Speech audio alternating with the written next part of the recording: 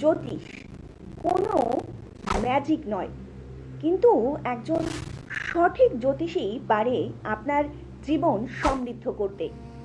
জীবনে নানান সমস্যার মধ্যে আছেন, অনেক চেষ্টা করেও সাকসেস হতে পারছেন না।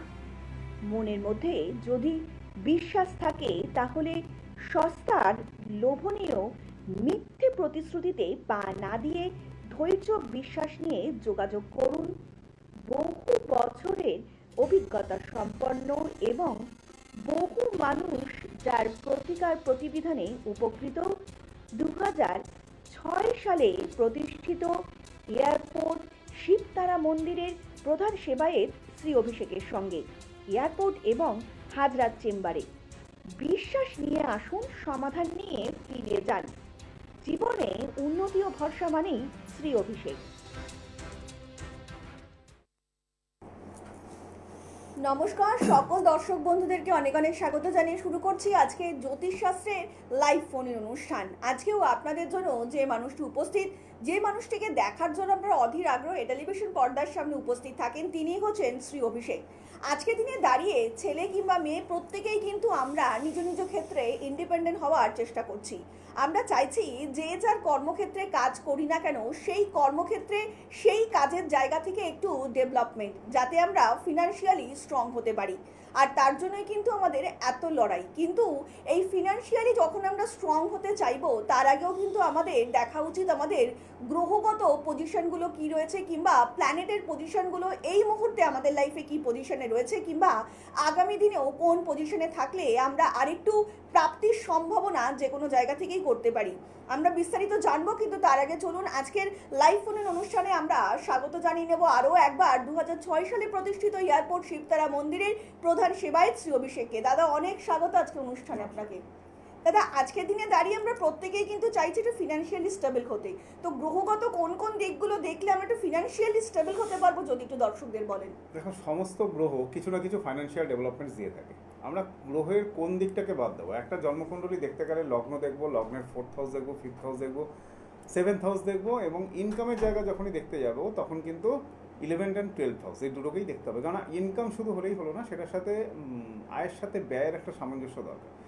এই জিনিসগুলো তো ডেফিনেটলি দেখবো। আজকে আমি স্পেশালি উল্লেখ করে দেবো যে আমরা কোন গ্রহ থেকে কি কি সেক্টর থেকে ইনকামের জায়গাগুলো জাজমেন্টস করে থাকি। তাহলে ফাইন্যান্সিয়াল কিংবা আপনার ধন সম্পত্তি বৃদ্ধি কোন সেক্টর থেকে হবে, সেটা কোন গ্রহ কিভাবে নির্দেশ করে, সেটার একটা গাইডলাইন কিংবা জ্যোতিষশাস্ত্রে রয়েছে। সেই গাইডলাইনটা সম্পর্কে আজকে আমি উল্লেখ করবো। পার্টিকুলার যাদের যারা রবি থেকে জীবিকা কিংবা কর্মনির্বাহ কিংবা জীবনযাত্রা তার ওয়ার্কিং সেক্টর জাজমেন্টস করছেন, তাহলে সেক্ষেত্রে যখন রবির ক্ষেত্রে প্রায়োরিটি আসছে, তাহলে ওয়ার্কিং সাবজেক্টের প্ল্যানেট কিংবা আপনার মূল আয়কারক গ্রহ যদি আপনার রবি হয়ে থাকে, কিংবা আপনার লগ্নের পরিপ্রেক্ষিতে মেন রাজ্যকারক প্ল্যানেট যদি রবি হয়ে থাকে, তাহলে রবি আমাদের কী কী সেক্টর থেকে ফাইন্যান্সিয়াল ডেভেলপমেন্ট দিতে পারে regarding government undertaking, semi government, এই সমস্ত সেক্টরগুলো থেকে প্রশাসন রিলেটেড কোনো ম্যাটার, সেটা সার্ভিস হতে পারে যে কোনো ধরনের, সেই জায়গাগুলো থেকে কিন্তু আমাদের রবির জায়গা থেকে আমরা ফাইন্যান্সিয়াল ডেভেলপমেন্টস এসে যায়। রবির পরে এসে যাচ্ছে চন্দ্র। চন্দ্র যদি জন্মকুণ্ডলিতে সেকেন্ডে থাকে কিংবা 7th হাউস কানেক্টেড করে থাকে, কিংবা লগ্নের রেসপেক্টে 10th কিংবা 11th হাউসে থাকে, তাহলে চন্দ্র কী দিয়ে থাকে? মূলত স্ত্রীধন, অর্থাৎ আপনার পৈতৃক মাতৃক এবং সম্পত্তি ধন। তাহলে আপনার মার কিংবা বাবার স্থাবর অস্থাবর সম্পত্তি, আপনাদের পৈতৃক প্ল্যানেট কী আছে, আপনি উত্তরাধিকার সূত্রে কতটা ফাইন্যান্সিয়াল গেইন করতে পারছেন কিংবা কী সম্পত্তি পাচ্ছেন, সেই সমস্ত ব্যাপারগুলো কিন্তু চন্দ্রের ওপরে ক্যালকুলেশন হবে। একটা কথা মাথায় রাখতে হবে যে চন্দ্রের অবস্থান কিংবা ডিগ্রি যদি খুব খারাপ অবস্থায় থাকে, তাহলে সেক্ষেত্রে কিন্তু পয়সা বেরিয়ে যাওয়ার চঞ্চলতা কিংবা পয়সা বেরিয়ে যাওয়ার টেন্ডেন্সিটা খুব বেশি থাকে। সো চন্দ্র যাদের কাজের রাজ্যকারক প্ল্যানেট, কিংবা যাদের জন্মকুণ্ডলীতে চন্দ্র সেকেন্ডে আছে কিংবা 9th হাউস কানেক্টেড করছে কিংবা 7th-এ বসে আছে, সেই সমস্ত সেক্টরগুলো থেকে কিন্তু আমরা ইনকামের জায়গাগুলো দেখব।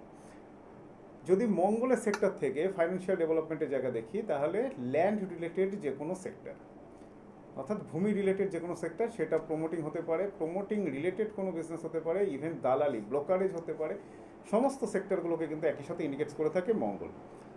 অর্থাৎ ভূমি বাড়ি রিলেটেড যে কোনো সম্পত্তি থেকে আমরা কিন্তু মঙ্গলের ওপরে জাজমেন্টসে এসে থাকি। মঙ্গলের সাথে এসে যাবে বুধের অবস্থা। বুধের জায়গা থেকে আমরা কি বিচার করব? ব্যবসায়িক ক্ষেত্র, বিজনেস সেক্টর। বিজনেস সেক্টরে ফাইন্যান্সিয়াল ডেভেলপমেন্টসগুলো কোথা থেকে আসবে সেই জায়গাগুলোকে কিন্তু, অর্থাৎ যাদের জন্মকুণ্ডলিতে 4th হাউস কিংবা 7th হাউস কিংবা 10th হাউসে বুধের অবস্থান বসে রয়েছে, তারা মূলত কোন কোন সেক্টর থেকে ইনকাম করবে, অর্থাৎ তাদের জীবিকা নির্বাহ হবে কিসের মাধ্যমে, সেটা কিন্তু মেইন ডিসাইড করে থাকে বুধ। তাহলে বুধ কী করবে? ব্যবসা বাণিজ্য লেনদেন এবং যে কোনো ধরনের কনসালটেন্সি রিলেটেড কোনো ওয়ার্ক এর মাধ্যমে কিংবা ডাক্তারি প্রফেশনের মাধ্যমে বুধের জাজমেন্টসগুলো মূলত হয়ে থাকে। বুধ আমাদের এই সেক্টরগুলো থেকে ইনকামের জায়গা যথেষ্ট ভালো দিয়ে থাকে।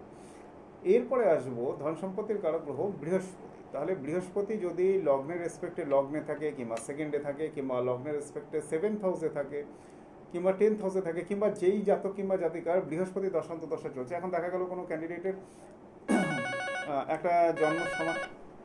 একটা জন্ম সময় পারফেক্ট রয়েছে, সেই ওয়াইজ আমরা দশান্তদশা নির্ধারণ করলাম। দশান্তদশা অনুযায়ী দেখা গেল তার 26-27 বছর বয়সের পরে বুধের দশা পড়লো। একটু হোল্ডে থাকুন। তখন বৃহস্পতির মাধ্যমে আমরা কিন্তু, অর্থাৎ বৃহস্পতি কিন্তু আপনার মেন ফাইন্যান্সিয়াল ডেভেলপমেন্টসের জায়গায় ফিডব্যাক দিয়ে থাকবে। তাহলে বৃহস্পতি আমাদের কী দিয়ে থাকবে? পূর্বপুরুষ থেকে কোনো প্রাপ্ত সম্পত্তি, শেয়ার ট্রেডিংস, কিছুটা ব্রোকারেজ রিলেটেড ব্যাপার, বুকস রিলেটেড ব্যাপার, কম্পিউটার রিলেটেড কোনো বিজনেস, এই সমস্ত সেক্টরগুলো কিন্তু বৃহস্পতির মাধ্যমে আমরা ফাইন্যান্সিয়াল ডেভেলপমেন্টস করে থাকি। দেখে নিই আমরা আরেকটু বিস্তারিত আলোচনা আসবো। ইতিমধ্যে একজন কলার বন্ধু উপস্থিত। নমস্কার, অনেক স্বাগত এই অনুষ্ঠানে। কে বলছেন? হ্যালো, নমস্কার। নমস্কার, বলুন কে বলছেন? ঘাটাল থেকে বলছি। ঘাটাল থেকে। হ্যাঁ বলুন ম্যাডাম, কার সম্বন্ধে জানবেন? ছেলে ছেলের সম্বন্ধে। ছেলের নাম এবং জন্ম তারিখ? চন্দন। তন্ময়। আর হ্যাঁ, জন্ম তারিখ বলুন। 14/9/92। 14/9/92। জন্ম সময়? সময় ভোর 5:45। ভোর 5:45। জন্মস্থান? ঘাটাল। ঘাটাল। এবার বলুন ম্যাডাম, কি প্রশ্ন আছে ছেলের জন্য? একটাই প্রশ্ন করবেন। ওর শারীরিক দিকটা একটু জানতে চাই। শারীরিক সমস্যার দিক। ছেলের মীন রাশি, রেবতী নক্ষত্র, আগে কোনো অ্যাস্ট্রোলজার দেখিয়েছেন? না না, সেরকম দেখাই। দেখায়নি। আচ্ছা, মীন রাশি, রেবতী নক্ষত্র, সিংহ লগ্ন। কি হয়েছে? প্রবলেমস কি? শরীর নিয়ে কিছু না কিছু ডিস্টার্ব থাকছে? জানতে চাই। আচ্ছা আচ্ছা, ছেলের এখন চলছে শুক্রের দশা, শনির অন্তর্দশা। শুক্রের দশা, শনির অন্তর্দশা শেষ হয়েছে।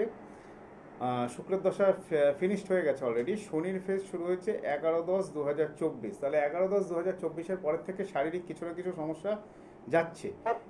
হ্যাঁ। এই সমস্যাটা কন্টিনিউ করছে এবং ডে বাই ডে সমস্যাগুলো বাড়ছে। লাস্ট 6-7 মাস ধরে প্রবলেমসটা আপনার আরও বাড়ছে, তাই তো? হ্যাঁ হ্যাঁ হ্যাঁ। এটা আপনাকে মোটামুটি ধরে চলুন অক্টোবর 2026 অক্টোবর অবধি এই ব্যাড ফেসটা থাকবে, তারপরে থেকে প্রবলেমস কিওর হবে। ওকে, কিন্তু আপনার ছেলের জন্মকুণ্ডলিতে শনি নিচস্থ আছে, মঙ্গলকেতু একসাথে আছে, তার মানে একটা বীজযোগ তৈরি হয়ে গেল।